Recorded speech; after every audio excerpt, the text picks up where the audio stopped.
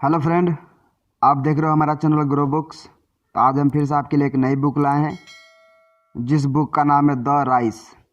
इसका मतलब अपने फेलियर को अपनी मंजिल तक पहुंचने के रास्ते की तरह देखना सीखे।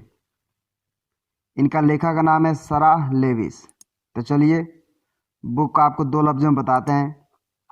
लेखिका सारा लेविस द्वारा लिखी गई द राइस नाम की ये किताब हमें किस्से और कहानियों के जरिए बताती है कि कैसे मानव जाति की बड़ी से बड़ी खोज की शुरुआत भी एक फेलियर से ही हुई थी। फेलियर एक ऐसा सच है जो हर किसी की ज़िंदगी का हिस्सा है, लेकिन साथ ही फेलियर वो रास्ता है जिससे गुजरे बिना सक्सेस की मंजिल तक पहुंच पाना नामुमकिन है। यह बुक किसके लिए है? वे लोग जिन्हें एक नई आइडियाज़ की तलाश है, जो लोग फेलियर का सामना नहीं कर पाते, किसी भी तरह के क्रिएटिव व्यक्ति के लिए। अध्याय नंबर 1। मास्टरी इस बात पर डिपेंड नहीं करती कि आप कितनी बार फेल हुए, बल्कि इस बात पर करती है कि आपने कितने बार दोबारा कोशिश की। अगर आपने लाइफ में कभी कुछ क्रिएटिव किया है तो आप फेल भी ज़रूर हुए होंगे, लेकिन फेलियर से डर कर कहीं आपने क्रिएटिविटी का साथ तो नहीं छोड़ दिया। क्योंकि अक्सर हम फेलियर को एक निगेटिव आउटकम की तरह देखते हैं। अगर हम हिस्ट्री के कुछ बहुत ही सक्सेसफुल और क्रिएटिव लोगों की बात करें तो उनका मानना था कि फेलियर कोई निराश होने वाला इवेंट नहीं है। फेलियर अपने आप में एक पॉजिटिव शुरुआत है।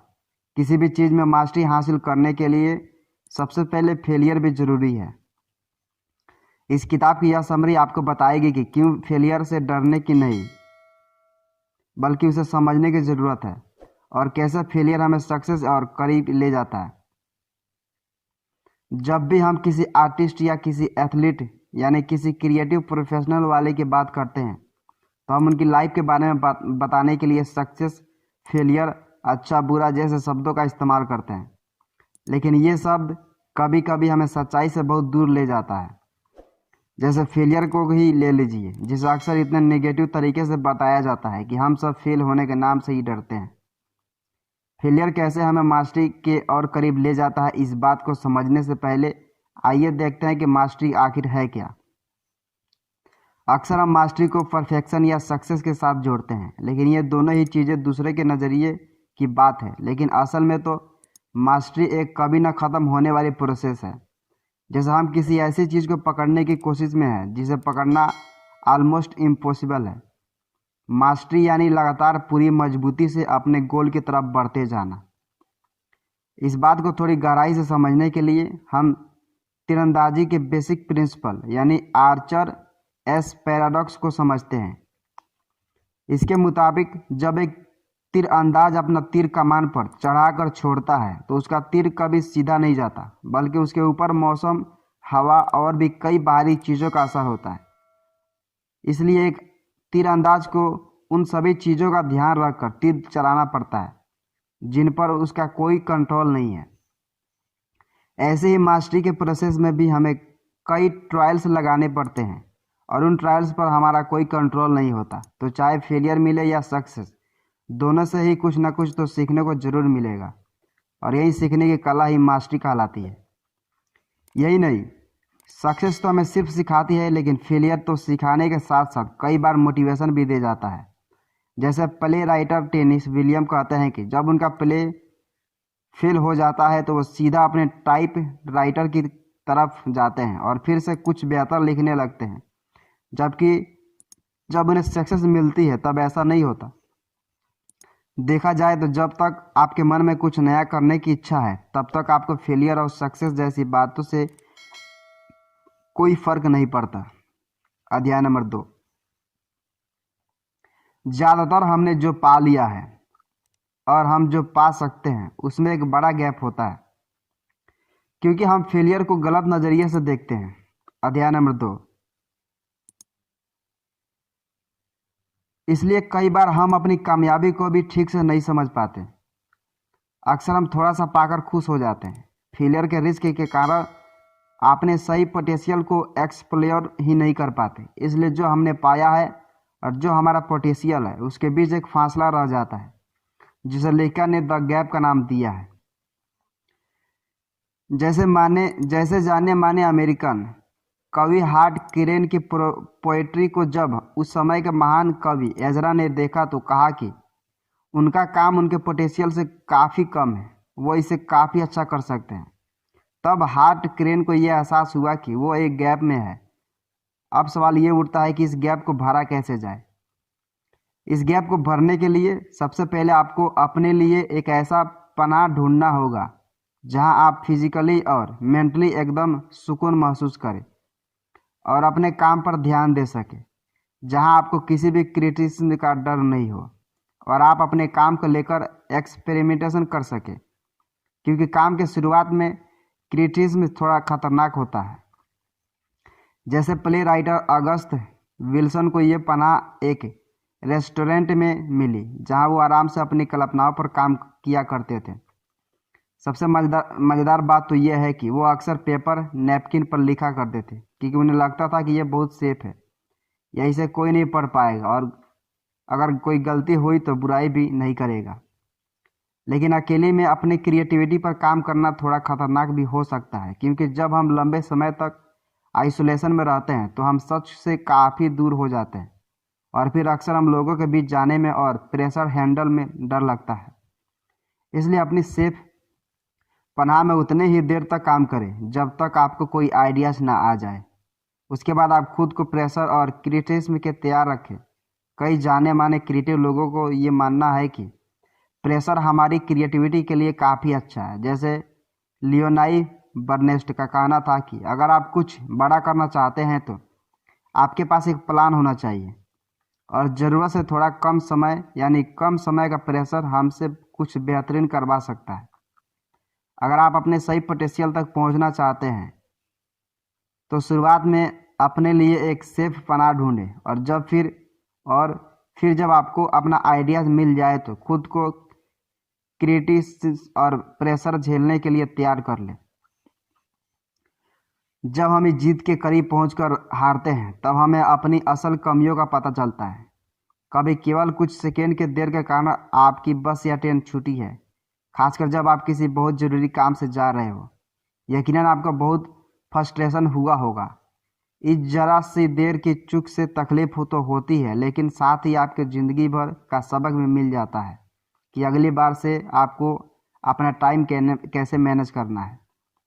ठीक इसी तरह ज़िंदगी को रेस में भी जब आप जीतते हैं या हार जाते हैं तब आपको पता चलता है कि आप में अभी क्या क्या कमियां हैं और फिर आपके मन में जीतने की जो चाह उठती है वो आपको उन सारी कमियों से ऊपर ले जाती है। ये बात साइकोलॉजिस्ट डैनियल कहमेन और एमोस टावर्क्सी ने साबित की है कि जब हम जीत के करीब पहुंचकर हारते हैं तो हमारी सोच का दायरा बदल जाता है और हमारा दिमाग ये सोचने लगता है कि अब जीतने के लिए और क्या किया जा सकता है।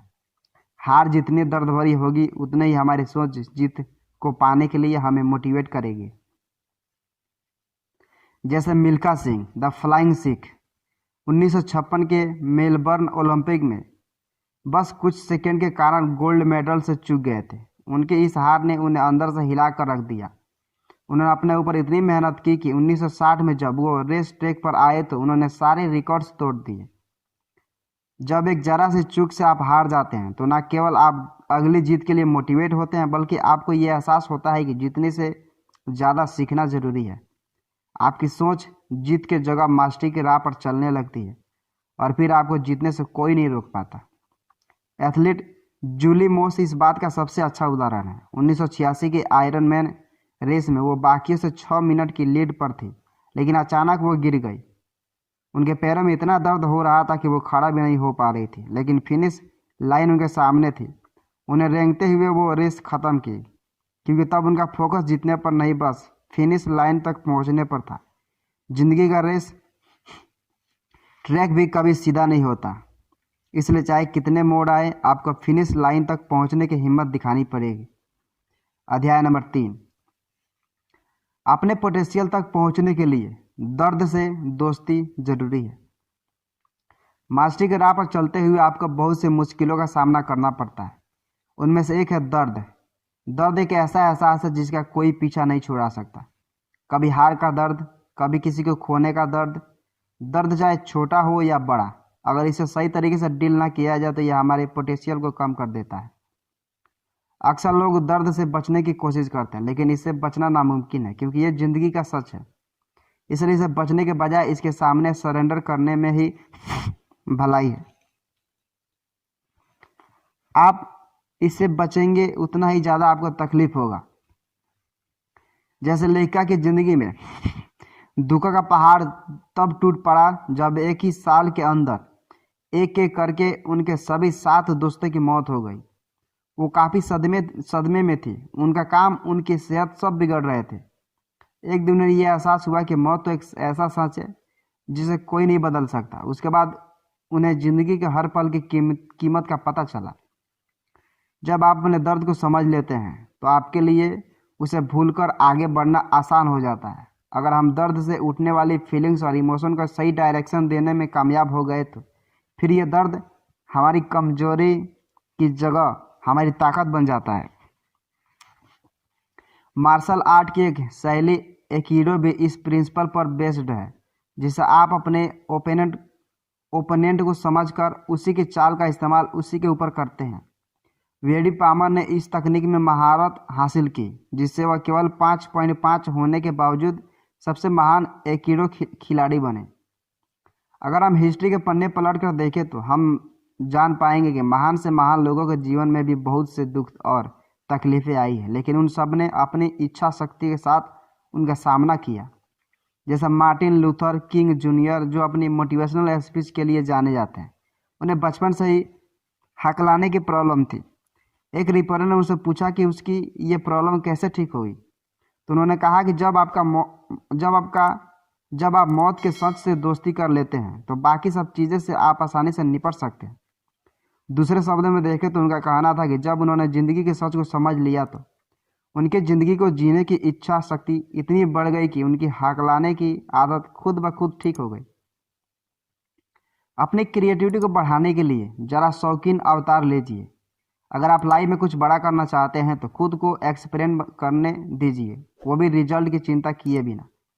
यही शौकीन बनाने का मतलब यह है कि आपको अपने आर्ट फॉर्म का शौक है, इसलिए आपके पास एक बिगिनर से तो ज़्यादा अनुभव है, लेकिन आप खुद को कभी एक्सपर्ट की कैटेगरी में नहीं रखते। अब आप कहेंगे कि शौकीन होना एक्सपर्ट होने से भी अच्छा कैसे? आइए देखते हैं।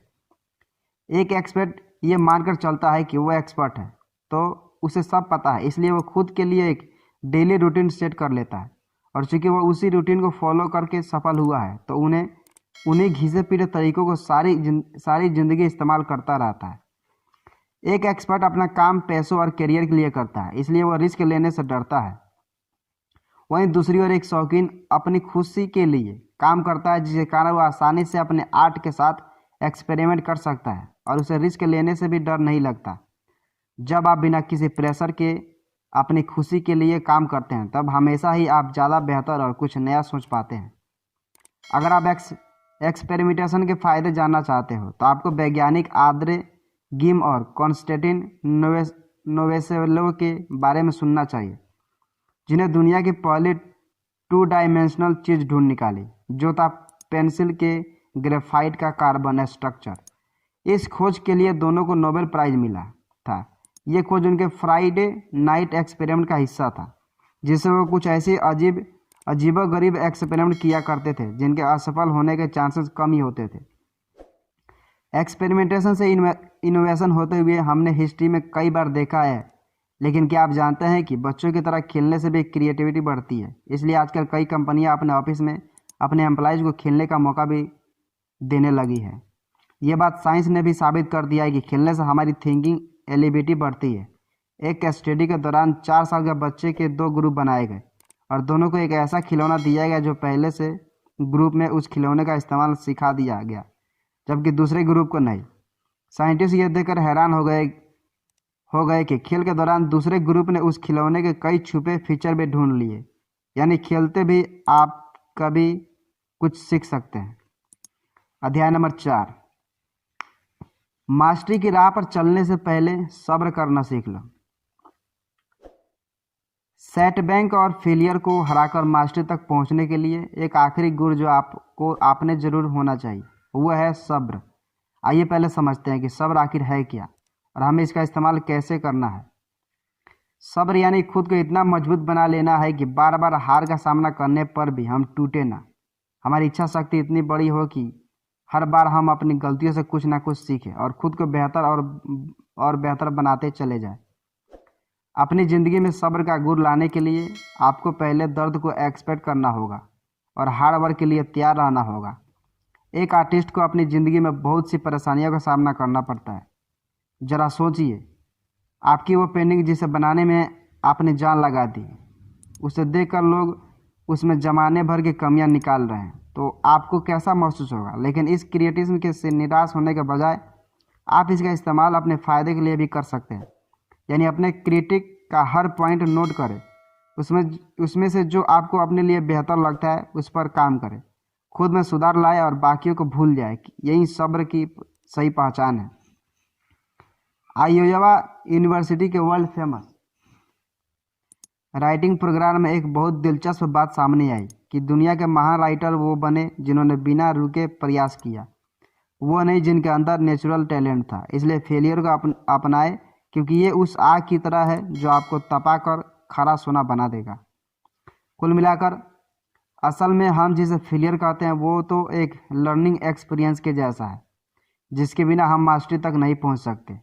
एक बार आप फेलियर को इस तरह से देखने लगे तो आप अपने सभी सेटबैक को मोटिवेशन के रूप में देखने लगेंगे। क्योंकि अगर आपको कुछ ज़्यादा पाना है तो आपको कुछ ज़्यादा कोशिश भी करना होगा। क्या करें? अगली बार जब आप खुद को बिल्कुल नीचे पाए तो खुद से कहें, चलो अच्छा है, अब यहाँ से तो ऊपर जाने का ही रास्ता है। नीचे गिरना आपको फेलियर जैसा लगेगा, लेकिन ऐसा नहीं है।